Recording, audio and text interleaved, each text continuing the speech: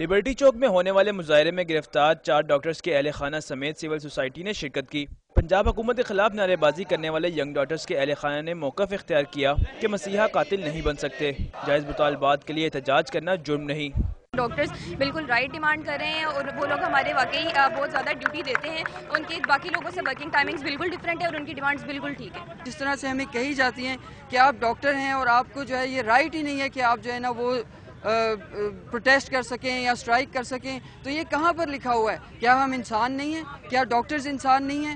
Y D A کے عہدیدار doctor عثمان عمر کی اہلیہ 2 سالہ بیٹی سمیت مظاہرے میں شریک تھیں۔ ڈاکٹر عثمان عمر کی اہلیہ کا کہنا تھا کہ پنجاب حکومت ڈاکٹر کو رہا کرنے کی بجائے ان پر تشدد کر رہی ہے۔ بچوں کے فادر کو اگر کیپچر کیا ہوا ہے تو بچے بھی نہیں گھر میں، اس کو اکیلے چھوڑ کے ہم سارے پروٹیسٹ کے لیے آ جائیں، بچے کو کس کے پاس چھوڑیں؟ سی ایم کے پاس۔ ینگ ڈاکٹرز کے اہل خانہ کے احتجاج کی حفاظت کے لیے پولیس کی نفری بھی لبرٹی چوک پر پہنچ گئی، جس کے بعد مظاہرین نے ایک ایک کر کے لبرٹی چوک سے فرار ہونے میں ہی عافیت جانی۔ کیمرامین شعیب سعید کے ساتھ ابراہیم بادیس، ڈان نیوز، لاہور۔